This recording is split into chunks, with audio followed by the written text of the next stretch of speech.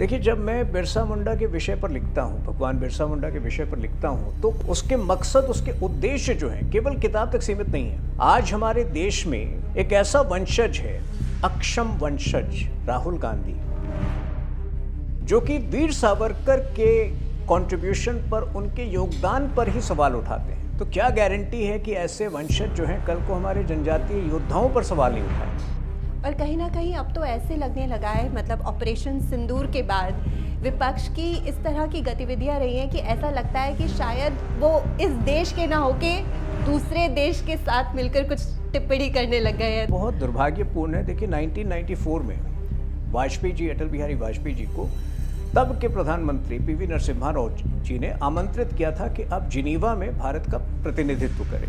Geneva में UNHRC की एक मीट हुई थी। तो उस वक्त जो था, पूरे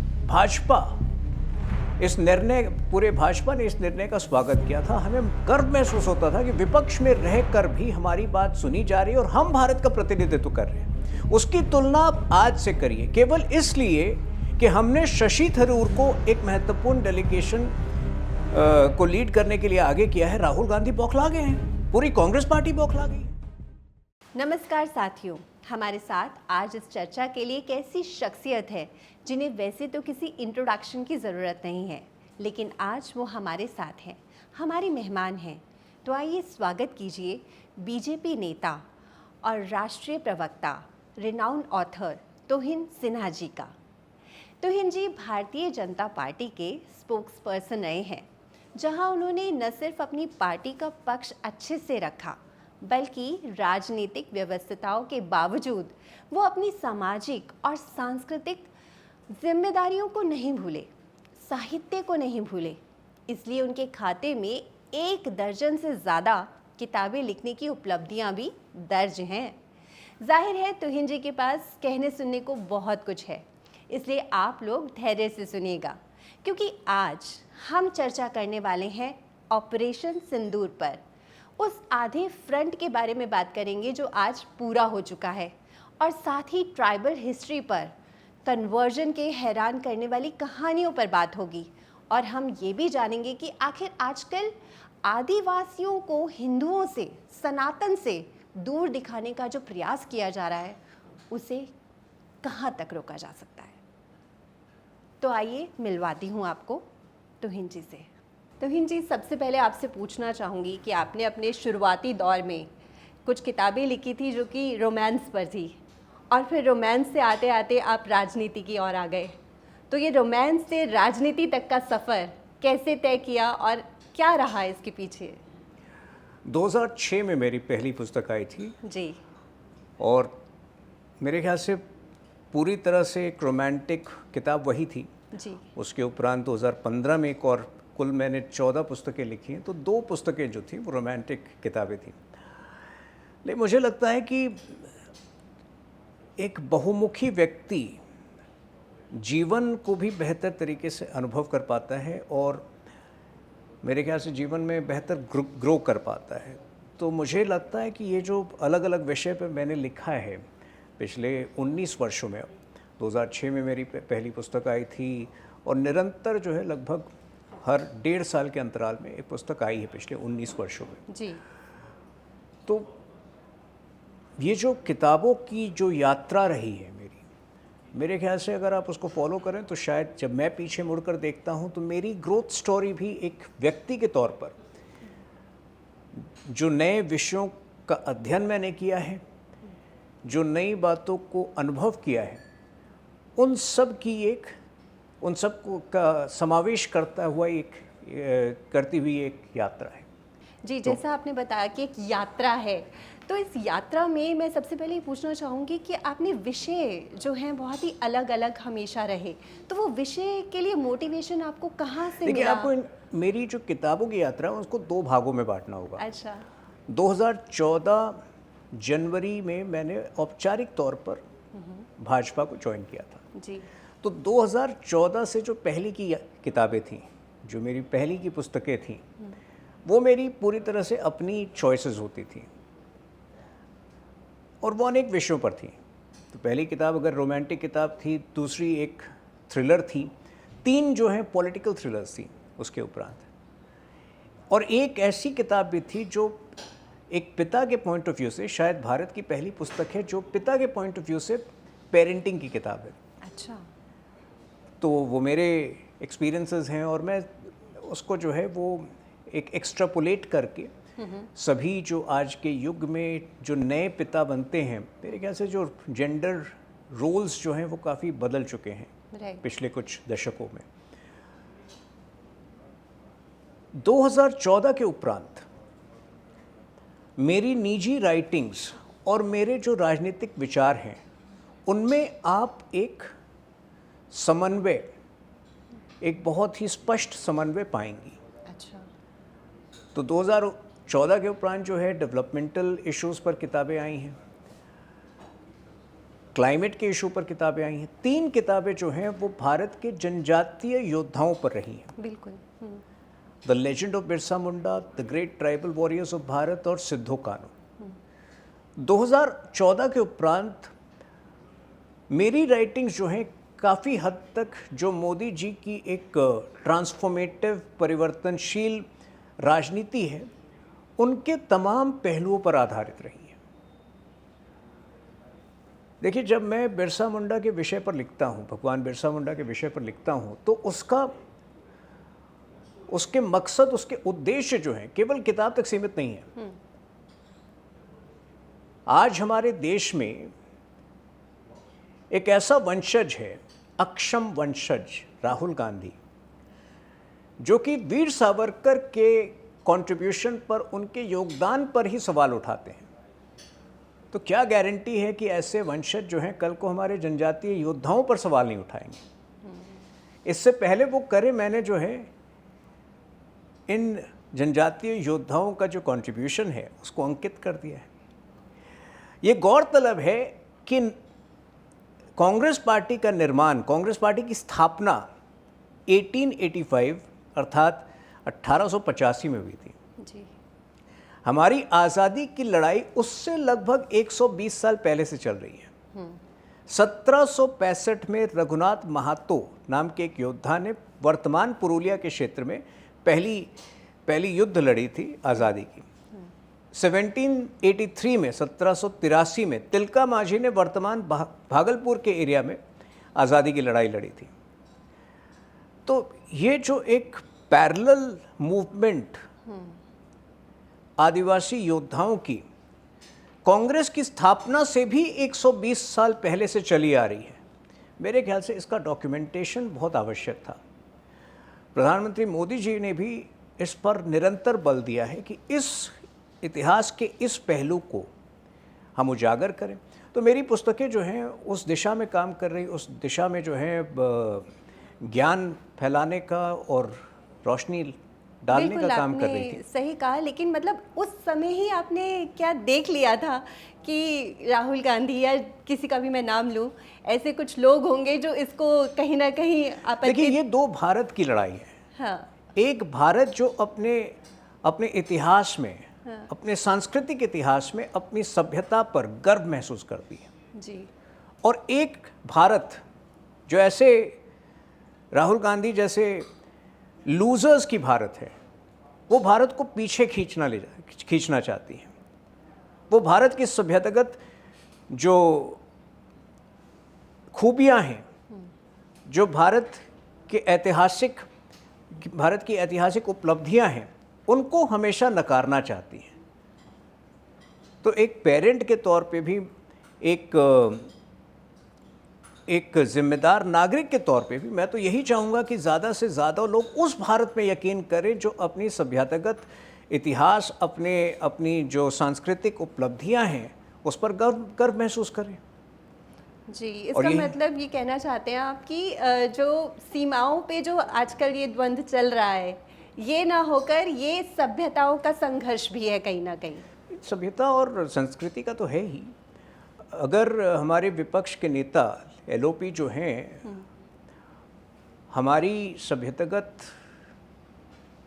जो ब्रिलियंस है, हमारी सभ्यतागत महानता है, उस पर यकीन करते तो वो थोड़े आर्मी पर प्रश्न उठाते, वो थोड़े देश को जो है ऐसे ऐन मौके पर शर्मसार करते, तो निश्चित रूप से जो ये प्रवृत्तियों की लड़ाई है, ये स्वभाव की लड़ाई है। और जब मैं स्वभाव की बात कर रहा हूँ, ये देखिए, जब हमारे तो नेता ही, अगर आप दीनदयाल उपाध्याय जी को ले लें, तो जो उन्होंने कॉन्सेप्ट्स दिए हैं एकात्म मानवतावाद के, इंटेग्रल ह्यूमनिज्म के, जो उन्होंने अंत्योदय के कॉन्सेप्ट्स दिए हैं, कांग्रेस पार्टी उससे परे है। तो जब मैं स्वभाव की बात कर रहा हूं, जो निजी स्वभाव राजनेताओं का होता है, पॉलिटिकल पार्टीज का होता है, वो राष्ट्र के चरित्र को इन्फ्लुएंस करता है, प्रभावित करता है। बिल्कुल बिल्कुल सर। और जब ऐसे लोग, राहुल गांधी जैसे लोग अगर इस देश में बल पाएंगे, तो इस देश का राष्ट्रीय चरित्र को क्षति पहुंचेगी। और यही कारण है कि ये जिसको रिसर्जेंट कहते हैं, रिसर्जेंट का शब्द शायद पुनरुत्थानशील है, अगर मैं गलत ना कह रहा हूँ, बिल्कुल सही। तो ये रिसर्जेंट भारत ऐसे तत्वों को जो अपनी ही सभ्यता में, अपनी ही संस्कृति में गर्व महसूस नहीं करते, इनको पिछले 11 वर्षों में नकार चुका है और आगे भी नकारेगा।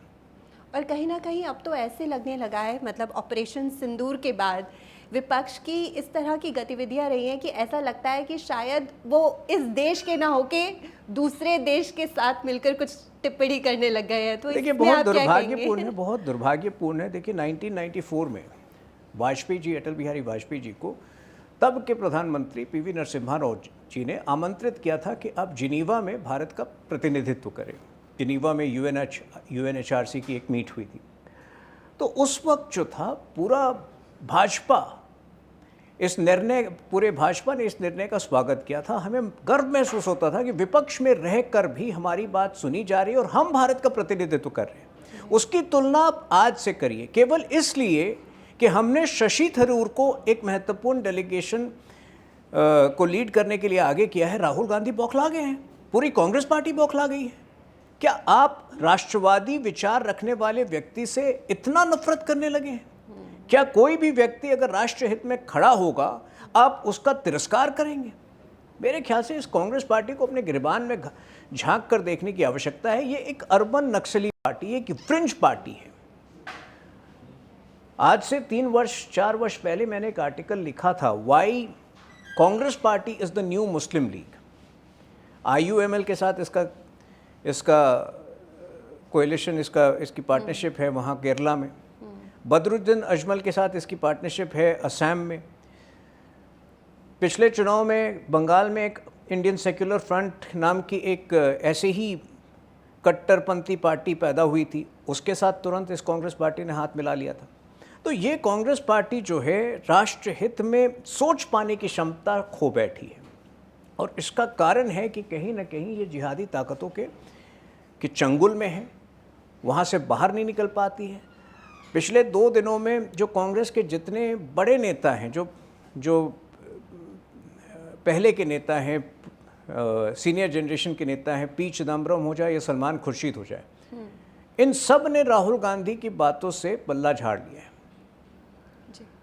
और अगर मैं आपको वो स्पेसिफिक बयान जिस पर राहुल गांधी विवाद खड़ा करने का उन्होंने प्रयास किया, और स्पेसिफिक बयान के बारे में कहूँ, देखिए, मैं तो इंग्लिश का ऑथर है, मुझसे बेहतर राहुल गांधी भले जो है फिरंग हो, मुझसे बेहतर इंग्लिश नहीं जान सकते ना। तो जब वो कहते हैं, उन्होंने किस बात पर विवाद खड़ा किया? हमारे एक्सटर्नल अफेयर्स मिनिस्टर ने कहा कि at the start of the conflict, at the start of Operation Sindoor, we informed Pakistan. Before the start नहीं कहा था। At the start का अर्थ क्या हुआ? DGMO Rajiv Ghai, lieutenant general Rajiv Ghai ने उसी को कहा, in the wake of Operation Sindoor, in the wake of us hitting out at the terror camps in Pakistan, we informed our counterparts. In the wake का मतलब है consequently, मतलब उन 35 मिनट में 7 तारीख की सुबह 1 बजे जब ये पूरा प्रकरण शुरू हुआ, उन 35 मिनट में जिसमें कि 9 टेरर कैंप्स को ध्वस्त किया गया, उसके तुरंत उपरांत हमने पाकिस्तान के डीजीएमओ को सूचित किया और उनसे कहा कि यदि आप चाहें तो इस पूरे रिटेलिएशन से बाहर, आप इस पूरे प्रकरण से बाहर रख सकते हैं अपने आप को, क्योंकि हमने केवल टेरर कैंप्स पर हमला किया, हमने मिलिट्री पर हमला नहीं किया। तो इसमें कौन सा विवाद की कोई गुंजाइश नहीं है। अब राहुल गांधी स्वयं जो है, स्वयं अगर उनमें सोच पाने की क्षमता कम है, वो सोचते हैं कि एक्सटर्नल अफेयर्स मिनिस्टर और हमारी आर्मी भी उन्हीं तक सीमित सोच पाती है।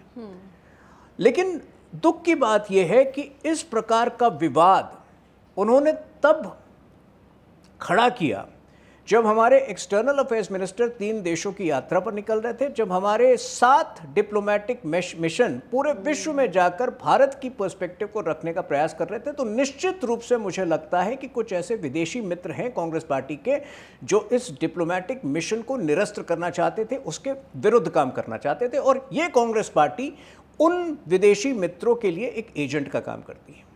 ऐसा लगता है कि उनको सुपारी दी गई है कि आप जो है कुछ ऐसा करिए जिससे कि भारत की छवि नष्ट हो, जिससे कि भारत की छवि धूमिल हो। और ये भारत की छवि को धूमिल करने का प्रयास राहुल गांधी पिछले 2 साल से कर रहे हैं। आपको याद होगा, वो विदेश में जाते हैं, यूएस में अचानक जो है एक सरदार जी को खड़ा करके कहते हैं कि हमारे देश में तो आपको गुरुद्वारा नहीं जाने दिया जाता है। इस प्रकार की ओछी झूठ वो व्यक्ति हमेशा कहता है कि भारत में लोकतंत्र नहीं है। आज से 2 साल पहले लंदन में जब ऐसी बातें राहुल गांधी ने कही थी, तो एक बुजुर्ग पत्रकार जिनकी उम्र आज 80 से ज़्यादा है, उन्होंने राहुल गांधी को सार्वजनिक तौर पर समझाया था कि जब इंदिरा गांधी जी 1980 में यहाँ आई थी, जब उनको मोरारजी देसाई की सरकार में जेल में भी भेजा गया था, उसके उपरांत जब वो आई थी, तो उनसे जब पूछा गया था उस विषय पर, उन्होंने कहा कि मैं आंतरिक विषयों पर यहाँ बात नहीं करूँगी। तो बहुत सारे ऐसे जो है मैं उदाहरण दे सकता हूँ जहाँ राहुल गांधी ने जानबूझकर एक योजनाबद्ध तरीके से देश की छवि को धूमिल करने का प्रयास किया। और ऐसा व्यक्ति को मैं आमतौर पर ऐसी मतलब अग्रेसिव उग्र भाषा का इस्तेमाल नहीं करता हूँ, लेकिन मुझे लगता है कि ये व्यक्ति देश के लिए खतरनाक है। जी बिल्कुल। एक और पर्सपेक्टिव मेरे सामने आया, मतलब पहलगाम अटैक के बाद मुझे ऐसे लगता है कि पाकिस्तान की सिंपैथी लगातार बढ़ने लगी है हमारे ही देश में। कहीं ना कहीं ऐसे पर्सपेक्टिव्स भी आ रहे हैं। ये कुछ सालों से ये कांग्रेस पार्टी जो है वो एक कॉम्प्रोमाइज्ड पार्टी रही है। तो जब आर्टिकल 370 को हटाया गया था, निरस्त किया गया था, उसके उपरांत दिग्विजय सिंह एक क्लब हाउस चैट पर किसी पाकिस्तानी जर्नलिस्ट की हौसला अफजाई कर रहे थे कि आप घबराइए मत, जब हमारी सरकार आएगी आर्टिकल 370 दोबारा बहाल हो जाएगा। आज से 10 साल पहले 2015 में मणिशंकर अय्यर जी वहाँ गए थे, वो कहते हैं कि आप लोग हमारी मदद कीजिए, हम मोदी को हटाना चाहते हैं। तो ये कांग्रेस पार्टी जो है, मेरे ख्याल से जब से सोनिया गांधी जी राजनीति में आई हैं 1998 के बाद, मैं तमाम आपको उदाहरण दे सकता हूँ।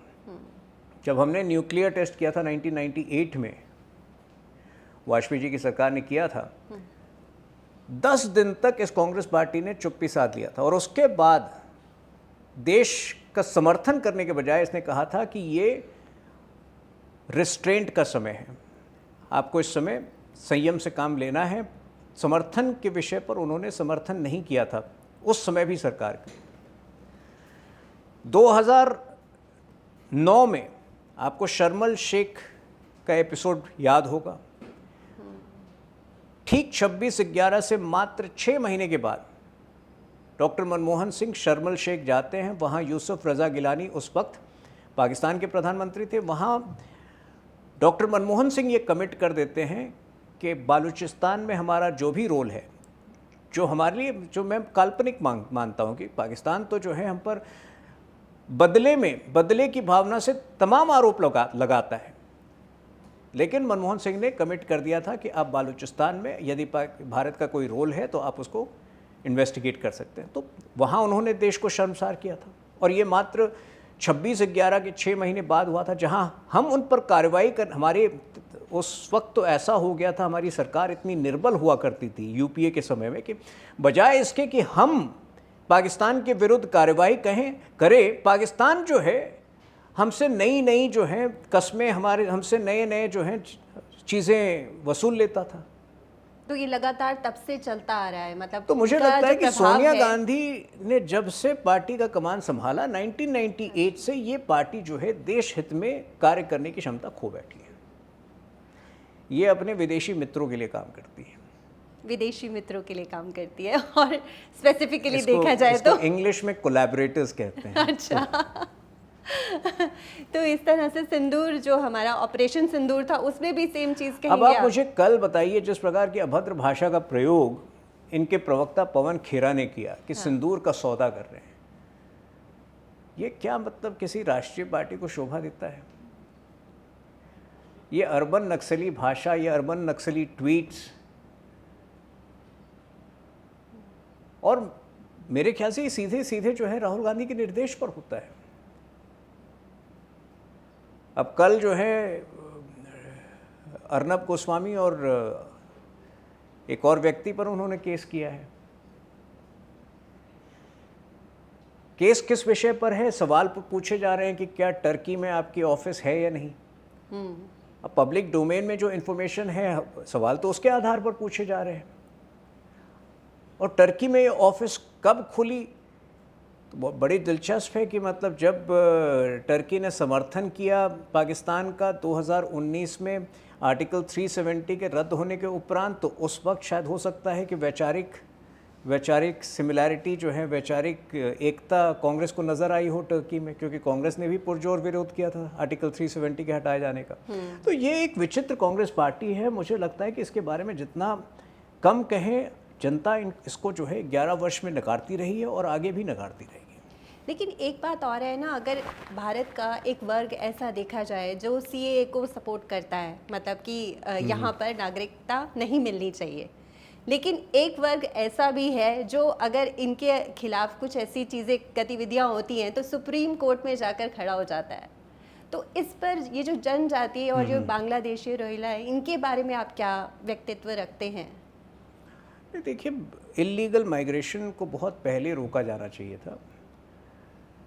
जब हमारी आज़ादी के तुरंत बाद गोपीनाथ बरदोलोई, जो असम के पहले मुख्यमंत्री थे, उन्होंने 1 महीने के अंदर 1947 में आज़ादी के उपरांत नेहरू जी को खत लिखा था कि इलीगल माइग्रेशन जो है बहुत बड़ी समस्या है, और यदि ठोस कदम इसको रोकने के लिए नहीं उठाए गए तो ये पूरी डेमोग्राफी को ख़राब कर सकता है।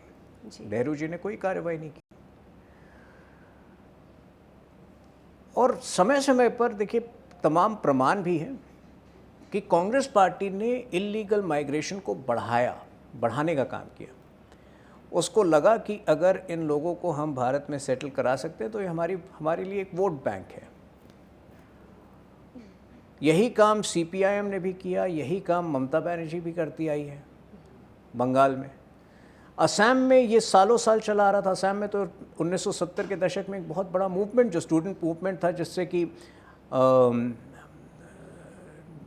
उस समय के मुख्यमंत्री थे प्रफुल्ल कुमार महांता, वो स्टूडेंट मूवमेंट से निकले थे। तो 1970s के दशक से जो है असम में एक बहुत बड़ा मूवमेंट चला था। अंततः उसका निदान 2015 में मिला, 2016 में मिला, जब हमारी सरकार आई, बीजेपी की सरकार आई। बड़े पैमाने पर आइडेंटिफाई किए गए इलीगल माइग्रेंट्स, उनको बाहर भेजा गया। डीलिमिटेशन के तहत ऐसे कदम उठाए गए जिससे कि जो इलीगल माइग्रेंट्स को नेचुरलाइज किया गया था, उनकी वोटिंग ताकत लगभग जो है उसमें एक बड़ी गिरावट आई है। वोटिंग ताकत मतलब उनके प्रभाव की मैं बात कर रहा हूँ, उनके सपोर्ट सिस्टम जो है वो कम किया गया। तो आज स्थिति असम में पूरी तरह से नियंत्रण में है। असम में पॉलिटिकल इच्छा शक्ति, पॉलिटिकल विल पावर डेमोक्रेसी में बहुत बड़ा स्थान रखती है। पॉलिटिकल विल पावर के ज़रिए ही ऑपरेशन सिंदूर हो पाया था, जो 2008 के उपरांत होना चाहिए था, नहीं हो पाया था तब। उसी प्रकार से इलीगल माइग्रेशन से भी डील करने में मजबूत राजनीतिक इच्छा शक्ति की आवश्यकता है, जो हिमांता बिस्वा शर्मा जी में है, जो ममता बनर्जी में नहीं है। तो ये अंतर है बीजेपी में और विपक्ष में। और बंगाल में जब भी हमारी सरकार आती है, मैं उम्मीद करता हूँ, आशा करता हूँ कि 2026 में आ जाएगी हमारी सरकार, और बंगाल में भी उसी प्रकार के कड़े नियम लागू होंगे जिससे कि इलीगल माइग्रेशन की समस्या का निदान पाया जा सके। और इससे ज़्यादा, इससे बड़ी समस्या झारखंड के संथल परगना के क्षेत्र में है इस वक्त। झारखंड के 5 डिस्ट्रिक्ट्स जो हैं, और इसका संज्ञान झारखंड के हाई कोर्ट ने भी लिया है। अच्छा। कि जिस तरह से झारखंड में जेएमएम ने इनको बसाने का काम किया, और जेएमएम तो इतनी बेशर्म पार्टी है कि ये आदिवासी हितों की बात करती है, लेकिन आदिवासी हितों को जो लोग नष्ट करते हैं, जो इलीगल माइग्रेंट्स ने आदिवासी मजबूर आदिवासी लड़कियों को का लाभ उठाया, उनके साथ धोखे के तहत विवाह रचा, उनकी संपत्तियां छीनी, दरअसल जेएमएम उन लोगों के साथ खड़ी है। तो नाटक करती है, सुबह के वक्त नाटक करती है कि ये गरीबों के साथ खड़ी है, आदिवासियों के साथ खड़ी है, लेकिन दरअसल ये पार्टी जो है इलीगल माइग्रेंट्स के साथ खड़ी है। तो जहाँ जहाँ देखिए बॉर्डर क्षेत्र में जहाँ बीजेपी की सरकार आई है, असम में, वहाँ हमने परिवर्तन, इस पूरे समस्या को से जूझने में, इससे निपटने में, इसका निदान ढूंढने में सफलता अर्जित की है। बाकी राज्य जो हैं, जिस वक्त हमारी सरकार आएगी झारखंड में और बंगाल में, आप इसी प्रकार के ठोस कदम जो है वहाँ पे भी देखेंगे। आपने बात की आदिवासियों के बारे में, जिस तरह से उनके साथ किया जाता है, तो आदिवासियों को हमेशा हिंदुत्व से अलग रखा जाता है, सनातन से दूर किया जाता है जनजातीय को। तो इसका क्या कारण है और इससे कैसे निपटा जाए? देखिए, हजारों वर्षों पूर्व से ऐसे प्रमाण हैं हमारे पास कि जंगलों में, पहाड़ों में शिव जी की पूजा हुई है। जी। देवघर का जो मंदिर है, जो प्रसिद्ध मंदिर है देवघर का, वहाँ आप जाइए कभी, देखिए कितनी बड़ी तादाद में आदिवासी भी आते हैं। तो ये एक मिथ को प्रोपोगेट किया गया है, एक प्रोपोगंडा के तौर पर, राजनीतिक प्रोपोगंडा के तौर पर, जो राजनेता कन्वर्जन लॉबी के गिरफ्त में हैं या कन्वर्जन लॉबी से पैसा खा चुके हैं, वो लोग जो हैं ये प्रोपोगेट करते हैं, ये मिथ को प्रोपोगेट करते हैं कि आदिवासी जो है सनातन धर्म का हिस्सा नहीं है। मेरी इस विषय पर करिया मुंडा जी मेरे ख्याल से सबसे लंबे समय तक अगर कोई आदिवासी नेता संसद में रहा है, और बार बार चुन कर आते थे वो, और उसी कॉन्स्टिट्यूंसी से जिसमें भगवान बिरसा मुंडा का जन्म हुआ था, खूंटी नाम की कॉन्स्टिट्यूंसी है रांची के पास। अच्छा। तो उनसे इस विषय पर लंबी चर्चा हुई थी। उनका स्पष्ट मानना है कि हमेशा से जो आदिवासी समुदाय है वो सनातन धर्म का एक अभिन्न हिस्सा रहा है। हाँ, अपने राजनीतिक लाभ के लिए हेमंत सोरेन ने बहुत कोशिश की है कि आदिवासियों को कन्विंस करें कि आप जो हैं हिंदू धर्म या सनातन धर्म से अलग हैं। लेकिन हेमंत सोरेन स्वयं जो है, छठ हो जाए या, देखिए ये पूरा जो प्रेमाइस है, ये पूरा आर्ग्यूमेंट है, वो कितना निरर्थक है। वो कहते हैं कि आदिवासी इसलिए अलग हैं क्योंकि हम नेचर की उपासना करते हैं, हम प्रकृति की उपासना करते हैं। तो आप बताइए, हिंदू धर्म में कौन सा ऐसा पर्व है जिसमें प्रकृति की उपासना नहीं होती है? छठ पूजा में होती है, कोई भी पूजा में तुलसी का उपयोग होता है, चंद्रमा की पूजा, हर पूर्णिमा जो है एक प्रकार, वो तो सीधे तौर पर चंद्रमा से जुड़ा हुआ है। तो मेरे ख्याल से ये एक राजनीतिक प्रोपेगेंडा है जो कुछ शरारती पॉलिटिशियंस जो हैं करते आए हैं। लेकिन मेरा ये स्पष्ट मानना है, और मेरा इसलिए भी मानना है क्योंकि तीन जो मेरे ट्राइबल योद्धाओं पर जो पुस्तकें रही हैं, जो 4 साल के दरमियान लिखी गई, उस पूरे प्रोसेस में मैंने स्वयं जो है जनजातीय जनजीवन पर काफ़ी अध्ययन किया था, और कहीं मुझे ऐसे प्रमाण नहीं मिले कि कोई विशेष अंतर उनमें और सनातन प्रथाओं में है। जी बिल्कुल, इसी पे मैं आने वाली थी कि आपने तो इतनी बुक्स इस पर लिखी हैं, बिरसा मुंडा और सिद्धू कान्हू की कहानियाँ। तो ये जो बगावत थी, इसी पर आऊँगी कि ये जनजातियों के साथ किस तरह की बगावत थी और क्या इसके वजह से आप नए युवा को दिखाना चाहते हैं कि क्या चीज़ ज़रूरत है देखिए, समाज की? जनजातीय क्षेत्रों में जो आज़ादी की लड़ाई थी वो अन्य क्षेत्रों की तुलना में ज़्यादा पेचीदा भी थी और मुश्किल भी थी, क्योंकि वहाँ सीधे सीधे आप अंग्रेज़ों से नहीं लड़ रहे होते थे। अंग्रेज़ों ने आदिवासी क्षेत्रों में, जनजातीय क्षेत्रों में अपनी एट्रोसिटीज़ को एक प्रकार से आउटसोर्स कर दिया था। अच्छा। एक तरफ ज़मींदार होते थे जो आर्थिक उत्पीड़न करते थे आदिवासियों की, और लगभग 1850 के बाद जब अंग्रेज़ों को लगा कि आर्थिक उत्पीड़न पर्याप्त नहीं है, सांस्कृतिक उत्पीड़न की भी आवश्यकता पड़ेगी, तो उन्होंने पादरियों को कुछ जर्मन जेजुइट्स को बसाने का काम किया।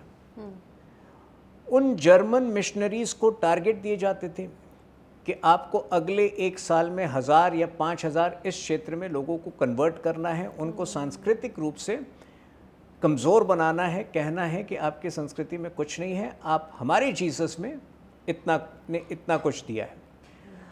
तो आदिवासी क्षेत्रों में लड़ाई सीधे सीधे अंग्रेज़ों से नहीं थी, इन दो शत्रुओं से पहले थी। क्रूर ज़मींदार और लालची या महत्वाकांक्षी पादरी जो हमेशा कन्वर्ट करने की फिराक में होते थे। जब आदिवासी इन दो सोर्सेस से लड़ाई करते थे तब उनको एहसास होता था कि बड़ा शत्रु तो कोई और है, जो अंग्रेज शहरों में बैठकर रिमोट कंट्रोल के ज़रिए ग्रामीण इलाकों में, दूर दराज के क्षेत्रों में इन सोर्सेस के ज़रिए अब यातनाएं कर रहे हैं। तो उन तक कई बार वो पहुंच भी नहीं पाते थे जो मेन विलेन होते थे। जो आदिवासी योद्धा इस लड़ाई में बहुत हद तक कामयाब हुए, वो निश्चित रूप से, मतलब मेरे ख्याल से बिरसा मुंडा जी का जो कंट्रीब्यूशन है वो अद्वितीय है। और बिरसा मुंडा जी का कंट्रीब्यूशन इसलिए भी अद्वितीय है क्योंकि मात्र 25 वर्ष की आयु में उनका निधन हो गया था, उनको संदिग्ध परिस्थितियों में उनको मारा गया था। और इन 25 वर्षों में जिस प्रकार से एक बहुमुखी जीवन उन्होंने जिया, अलग अलग रूप में इवॉल्व होते रहे, ऐसा कोई 70 वर्ष की आयु में इतना कुछ कर पाता है। अच्छा, 11 वर्ष की आयु में उन्होंने क्रिश्चियनिटी भी स्वीकार किया था, क्योंकि उस वक्त एक कंडीशन था, उनको एक स्कूल में उनके गांव से 100 किलोमीटर की दूरी पर चाईबासा में एक क्रिश्चियन स्कूल में पढ़ने के लिए भेजा गया था। तो उस वक्त ये कंडीशन था कि अगर आपको स्कूल में दाखिला पाना है तो आपको कन्वर्ट होना पड़ेगा। तो 4 साल वो क्रिश्चियन भी रहे, बिरसा डेविड के नाम से वो जाने जाते थे। 15 वर्ष की आयु में, अर्थात 1890 में, जब उनको एहसास हुआ कि एक बहुत गहरी साजिश है आदिवासी मूल्यों को समाप्त करने की, उसको नष्ट करने की, तब उन्होंने बगावत करके उस स्कूल को छोड़कर सब कुछ त्याग कर वापस अपने गांव में आए। अच्छा, जब वो वापस गांव में आए तो निश्चित रूप से जो लोग उनको एक प्रिविलेज्ड किड के तौर पर देख रहे थे, एक फ्यूचर आइकन के तौर पर देख रहे थे, वही लोग जो हैं अचानक उनको एक, आप कह सकती हैं कि भगवान के रूप में, जो लोग उनसे आशाएं जता रखे थे कि ये तो इतना बड़ा स्कूल में पढ़ने गया है, बड़ा व्यक्ति बनेगा, वही लोग उनको जब वो सब कुछ छोड़ छाड़ के आए तो तिरस्कार की दृष्टि से देखने लगे कि अब तो ये इसने मौका गवा दिया है, अब तो ये कुछ नहीं कर पाएगा जीवन में। उसके उपरांत 4 वर्ष बिरसा मुंडा उस परिस्थिति से भागने के लिए या मुक्ति पाने के लिए 4 वर्ष वो अज्ञातवास में रहे, जंगल जंगल भटकते रहे, बहुत कुछ सीखा उस समय में। कहा जाता है कि आनंद पन्नराई नाम के एक व्यक्ति से उनका परिचय हुआ, जो कि एक शास्त्री थे। तो भगवद गीता, महाभारत, रामायण के विषय पर भी उनकी जानकारी काफ़ी अच्छी थी, और साथ में वो एक हीलर भी थे। तो पेड़ पौधे से कैसे जो है वो बीमारियों का बीमारियों का उपचार कर सके, उसमें भी बहुत माहिर थे। तो 4 साल बिरसा मुंडा लगभग उनकी संगत में रहे, और जब वो वापस अपने गांव में आए तो कहा जाता है कि जिस दिन वो वापस अपने गांव में आए 4 साल के बाद, वो आंधी तूफान बारिश हो रही थी। तो ऐसे में अच्छा, अब अंधविश्वासी भी होते हैं गांव, तो किसी ने देखा कि अचानक उनके उस स्थिति में जब बिजली चमक रही थी, बारिश हो रहा था, आंधी तूफान आ रहा था, तो उनकी आंखों से किसी को ऐसा लगा कि बिजली चमक रही है। अच्छा। और आने वाले दिनों में जब उनकी बातें सुनी गांव वालों ने, तो लगा कि ये एक अलग व्यक्ति है, ये आम इंसान नहीं है, ये एक स्पिरिचुअल गुरु है। और उन्होंने लगभग 1 साल जो है एक स्पिरिचुअल गुरु के तौर पर बहुत सारे अपने उपदेश दिए गांव वालों को। आदिवासी जन जीवन में उन्होंने कुछ रिफॉर्म्स लाने के प्रयास किए, जिससे कि अंधविश्वास समाप्त हो सके। और ऐसे में देखते देखते उनकी फॉलोइंग इतनी बढ़ गई कि 100 किलोमीटर की दूरी से, 200 किलोमीटर की दूरी से लोग आते थे केवल उनकी बातों को सुनने के लिए। तो देखिए, आप गौर कीजिए, अब तक जो है 21 वर्ष हो चुका था, 20-21 वर्ष उनका हो चुका था, अब तक उन्होंने एक हिंसात्मक लड़ाई या पॉलिटिकल वॉर जो अंग्रेजों के विरुद्ध लड़ना था, उसकी कल्पना भी नहीं की थी। लेकिन अंग्रेज उनकी पॉपुलैरिटी से, उनकी लोकप्रियता से इतने भयभीत हो गए थे कि गलत और झूठे मामलों में उनको उन्होंने अंदर किया। अच्छा। कि ये जो है राजद्रोह के लिए लोगों को प्रेरित कर रहे हैं, लोग उपदेश दे देकर, जबकि ऐसा बिल्कुल था नहीं। 2 साल बिरसा मुंडा जेल में रहे, हजारीबाग जेल में, और लगभग 1897 के अंत में वो रिहा हुए। अच्छा, ये वो एक ऐसा समय होता था जब लगभग हर दूसरे वर्ष या तो कोई महामारी होती थी, या सूखा पड़ता था, या बाढ़ आता था। तो जब 2 साल वो जेल में थे, बहुत बड़ी क्षति उनके गांव में हुई थी। कई लोग मारे गए थे, उनके स्वयं कहा जाता है उनके परिवार के 2-4 लोग उस दौरान गुजर गए थे।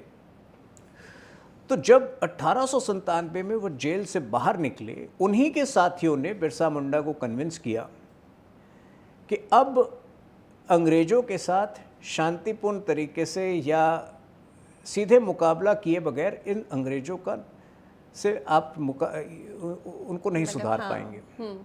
अब वो उनसे बातचीत का समय पूरा हो गया है। और आने वाले 2 सालों में, लगभग 1.5 सालों में, 2 सालों में, एक प्रकार से जिसको कहते हैं प्राइवेट आर्मी का निर्माण करके, निजी आर्मी का निर्माण करके, जो अंतर्राष्ट्रीय स्तर पर उसके 40 वर्ष उपरांत सुभाष चंद्र बोस जी ने किया था। जो सुभाष चंद्र बोस ने 1940 के लगभग काम आरंभ किया था, वो बिरसा मुंडा जी ने एक छोटे स्तर पर कुछ गांवों में एक प्राइवेट आर्मी का निर्माण करके अंग्रेजी हुकूमत को एक तरह से हिला दिया था। तो 1899 के अंत में क्रिसमस के दिन उन्होंने बड़े स्तर पर प्रहार किया था। कुछ चर्चेस पर प्रभाव किया था, कुछ एडमिनिस्ट्रेटिव बिल्डिंग्स थे अंग्रेज़ों के जहां उन्होंने प्रहार किया था। और ये प्रहार लगभग 10 दिन चला था। उसके बाद जो है निश्चित रूप से अंग्रेज जो है उन पर हावी हुए, उनके लोगों पर हावी हुए। फिर बिरसा मुंडा जो है भाग निकले, क्योंकि वो दोबारा से तैयारी कर रहे थे एक फ्रेश अभियान के लिए। और फरवरी में उनकी गिरफ्तारी हुई। उसके बाद वो जेल लाए गए। जून के महीने में उनको संदिग्ध हालात में, कहा जाता है कि उनको उनके खाने में उनकी मृत्यु से 3-4 दिन पहले से जो है कम मात्रा में जहर मिलाया जा रहा था, जिसके बाद उनकी 25 वर्ष की आयु में मृत्यु हुई। तो ये एक बहुत विचित्र जीवन है, जिसमें 25 वर्ष की आयु में एक व्यक्ति क्रिश्चियन था भी, क्रिश्चियनिटी को छोड़कर बाहर भी आया। एक व्यक्ति जिसने गरीबी देखी लेकिन गरीबों के लिए लड़ाई भी की। एक व्यक्ति जिसने एक सोशल रिफॉर्मर के तौर पर भी अपने प्रवचन, अपने उपदेश गरीबों तक, आदिवासियों तक पहुंचाए। लेकिन जब आवश्यकता पड़ी तो बिल्कुल रैम्बो स्टाइल एक एम्बुश, एक बड़ा युद्ध जो है अंग्रेजों के खिलाफ छेड़ा, जिससे अंग्रेजी हुकूमत की जड़ें उस पूरे क्षेत्र में कमज़ोर हो गई थी।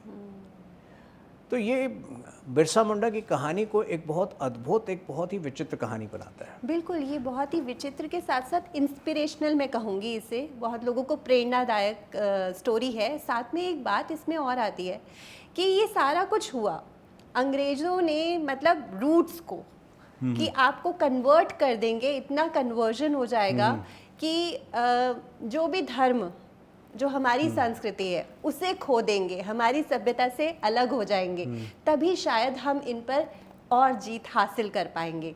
यही एक कॉन्सेप्ट था शायद उनका, जिसकी वजह से वो आगे बढ़ सके, और इसी वजह से शायद अभी भी आज तक ये जो कन्वर्जन है ये देखिए, दुख चलता की आ रहा बात है। ये है कि जो जिन विलेंस के विरुद्ध, जिन विषयों के विरुद्ध बिरसा मुंडा ने उस वक्त लड़ाई की थी, जबरन धर्मांतरण जो था वो विषय था जिसके विरुद्ध जी बिरसा मुंडा ने लड़ाई की थी। आज जो लोग अपने आप को बिरसा मुंडा के वो कहते हैं, बिरसा मुंडा के डिसाइपल कहते हैं, बिरसा मुंडा के फॉलोअर कहते हैं, जिसमें हेमंत सोरेन भी शामिल हैं, कुछ ऐसे ही लोग इसी प्रकार के जबरन धर्मांतरण को प्रमोट कर रहे हैं। तो ये एक बहुत बड़ी विडंबना है। और हेमंत सोरेन जैसे लोग जो हैं वो बिरसा मुंडा के उपासक नहीं हो सकते। वो केवल और केवल जो है वो राहुल गांधी की तरह सिर्फ छल और कपट कर रहे हैं आदिवासी जनता के साथ। बड़े बड़े जो हैं स्कैम करते हैं, वही आदिवासी गरीब आदिवासियों की ज़मीन छीनते हैं, जो लैंड स्कैम है जिसमें कि लिप्त हैं पूरी तरह से, जेल भी जा चुके हैं और आगे भी शायद जेल जाएं। तो ये उन्हीं आदिवासियों के ऊपर अत्याचार करते हैं जिनकी बात, जिनको रिप्रेजेंट करते हैं, जिनकी बात, जिनके लिए वो, जिनके हितैषी के तौर पर जाना चाहते हैं। जी बिल्कुल। सर, आपके हिसाब से आज भारत की जो स्थिति है तो उसके लिए क्या चुनौतियां हैं और उनका क्या समाधान होना चाहिए? देखिए, भारत तीव्र गति से प्रधानमंत्री मोदी जी के नेतृत्व में विकसित भारत के लक्ष्यों की प्राप्ति की ओर अग्रसर है। जी। और जिस तीव्रता से हम उस दिशा में बढ़ रहे हैं, स्वाभाविक है कि विश्व की कई शक्तियां जो हैं असमंजस में हैं। हाँ बिल्कुल।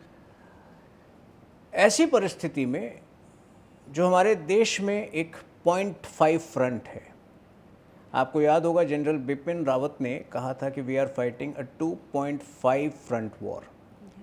तो ये जो 0.5 फ्रंट है, जो अर्ध रूप से छुपा था और अब पूरी तरह से बाहर आ चुका है, जिसका प्रतिनिधित्व आज श्री राहुल गांधी जी कर रहे हैं, ये हमारे देश के लिए एक बड़ी चुनौती है।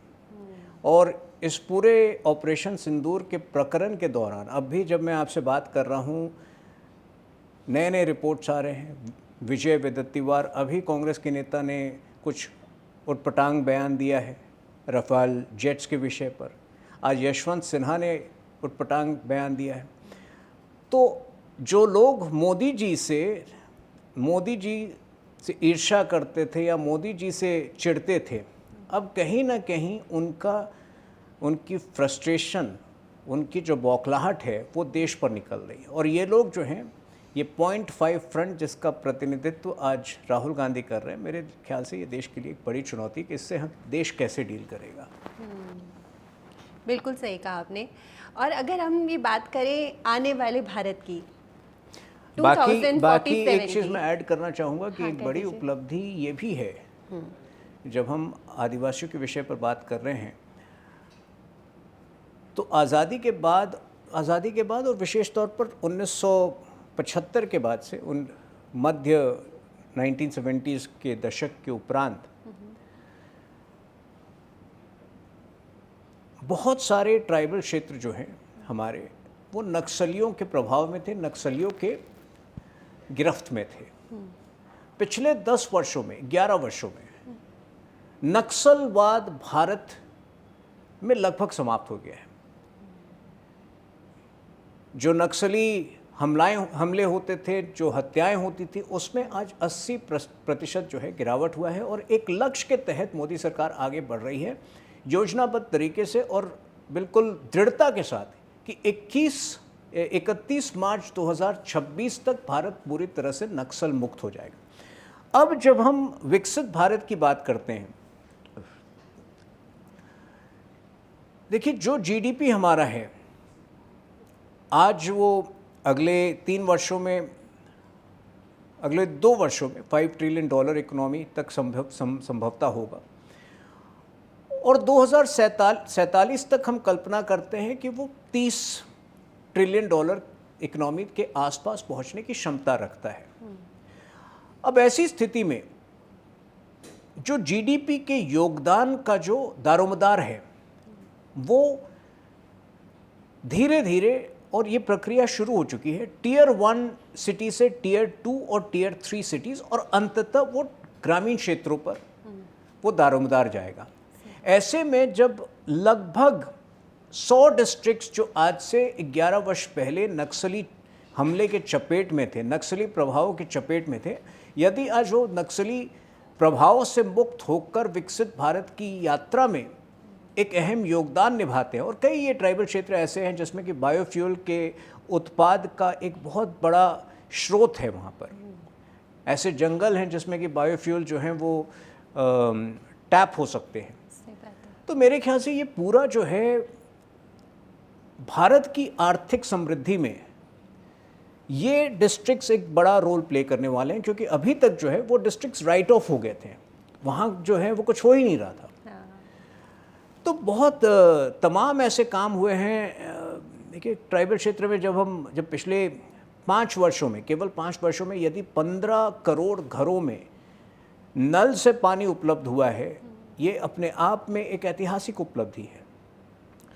अब इन उपलब्धियों पर मुझे लगता है कि इन उपलब्धियों के साथ राष्ट्रीय एकता आज के संदर्भ में बहुत आवश्यक हो जाता है, विशेषकर जो है पहलगाम अटैक और ऑपरेशन सिंदूर के उपरांत।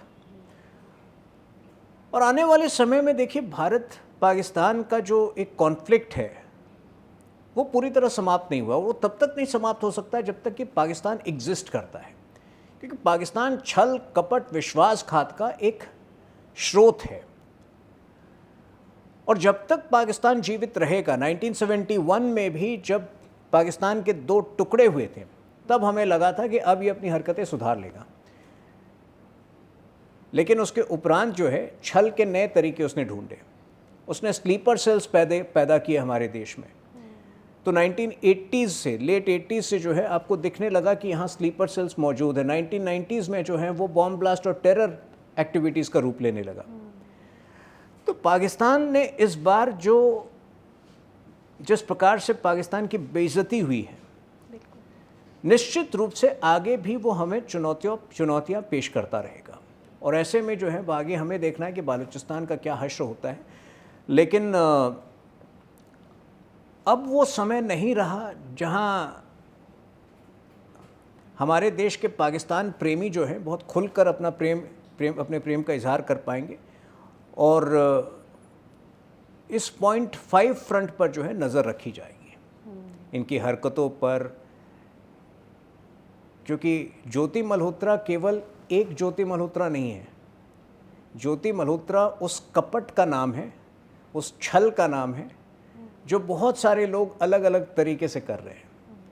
कांग्रेसी नेता जो हैं वो बार बार सरकार पर, बार बार आर्मी पर प्रश्न उठाकर एक प्रकार से दुश्मन को मदद पहुंचा रहे हैं, जो ज्योति मल्होत्रा ने भी पहुंचाए।